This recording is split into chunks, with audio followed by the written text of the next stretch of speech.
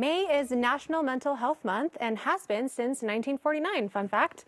It is a time to raise awareness about a topic that goes hand in hand with people's quality of life and something a big percentage of people struggle with in the United States.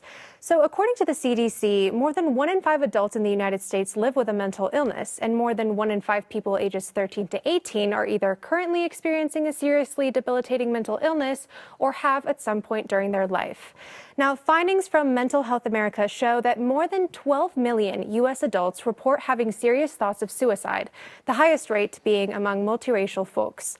So I kind of just wanted to open up the conversation to talk about our experiences with mental health, be it, something that we've personally experienced or seen a loved one experience, access to help and stuff, because I feel like, at least for me growing up, I think that I lacked kind of having these conversations, and I think there's a huge stigma around it. And I mean, what better month to talk about than May, Mental Health Awareness Month? Yeah. So if you want to start us off.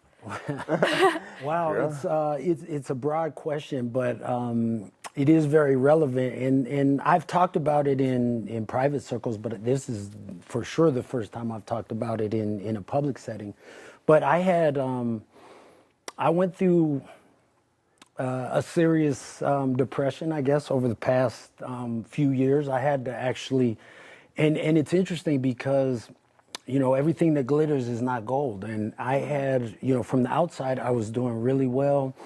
I was a full-time professor at MSU. I had my practice. I was the 9 News legal analyst. I was doing a lot of good things, but I got into a really deep depression, and I had to essentially, I retired from the school. I stopped practicing. And luckily, the school I was able, they had a disability program that I was able to use for that for about 4 semesters. And so I was able to, I had the abundant privilege of just being in my house. COVID hit right after, and I got low. I was experienced some suicidal ideation, and I wasn't sure if I would come out. And I'm still sort of getting my traction. A lot of my friends have said, hey, I don't see you out anymore. And that's what I had to do. I had to bring my circle way in because I was just doing too much. I didn't have boundaries. I said yes to everybody, and it's not sustainable. And I burned out pretty significantly. Right. And so now this is, part of coming out of that was what I say, as I said in the video, going for your bliss. And so for me, I was so fixated and focused on everybody else. And I'm good at that. I'm aware of other people's feelings and emotions and that kind of thing, but that's not sustainable. And you can, if you don't take care of yourself, if you don't focus on it, then you can get in a hole. And if you looked at it from the outside, you say, this guy's got everything going, everything's fine. And I was drinking way too much. And so I stopped drinking. That made a significant impact. And so this is something that I'm still learning. Right. But it was touch and go for a while, and now I'm coming back, but I'm now focused on what do I need. And so for me, it's about boundaries and saying no to people, and that's really uncomfortable. It's still something I'm not good at all. Even here at the station, there's times where it's like, I can't do that interview, but I don't want to let anybody down. Right. So that is, for a lot of people, I think boundaries is a big issue. Yeah. Totally. Thank you so much for sharing that, by the way. I think that this whole thing is super inspiring, just seeing someone, take their life and their happiness as a priority, and that's super admirable. So thank you so much for sharing that.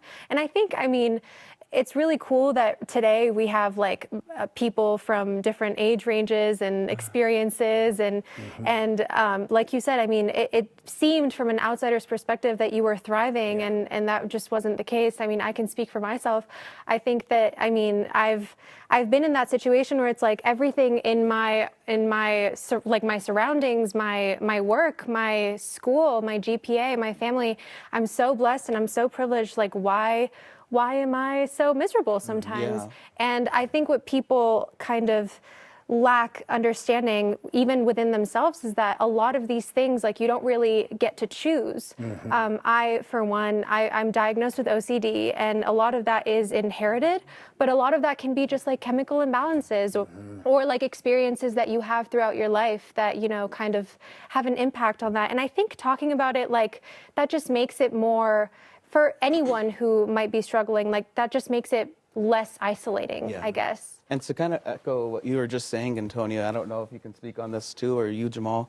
I feel like for myself growing up, like, having these conversations about mental health and like the effects that it can have, because it's invisible sometimes. And the people who are dealing with them, great job at masking it.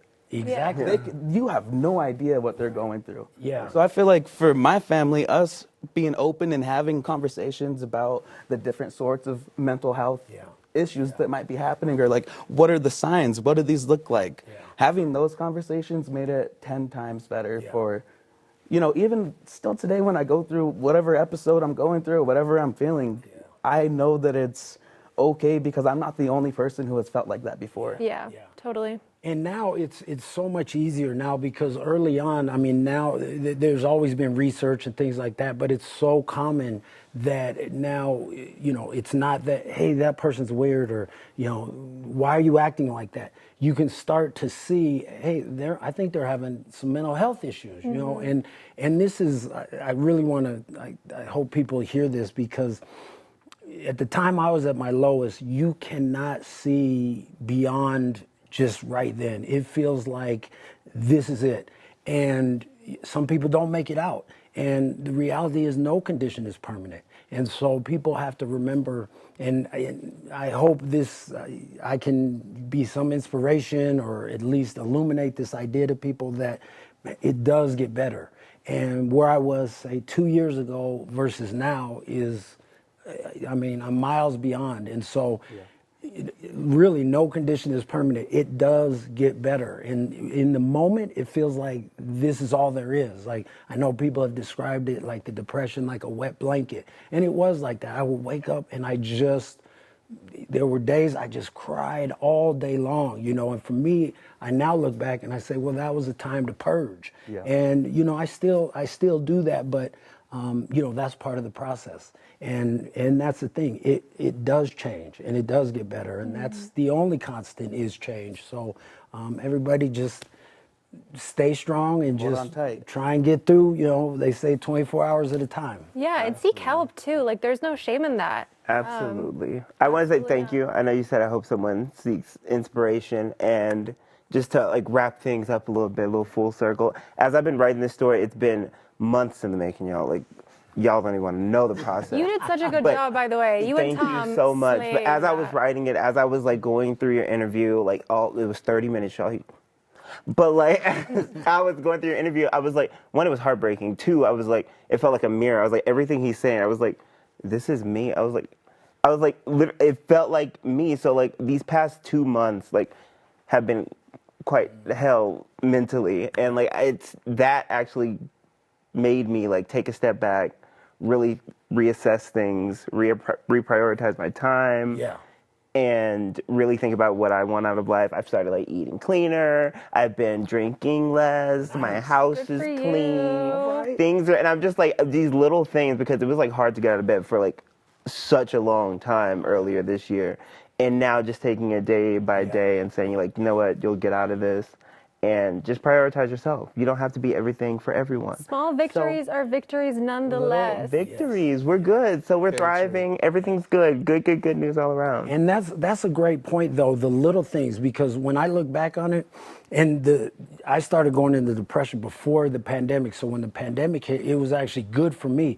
But there's so many, it's the little things, like I was doing yoga, I was taking walks, I was doing the therapy, I got a handwriting book and was just interested in handwriting. I started doing these little things. And so that's one thing that really helps. One thing is not going to bring you out of it. It's all of these things over time, you know, that you gotta move your body. I mean, that is and if walking is all you could do, that's amazing. You don't have to do a hard workout every day. But all the little things together, that's what's going to really get you traction. And it's about getting traction, you know, and for a long time, I just had no traction. I couldn't get it going. And now I'm still, like, if you see me out, it's going to be rare. I still kind of, I'm sort of secluded, but I have traction. You know? I love that.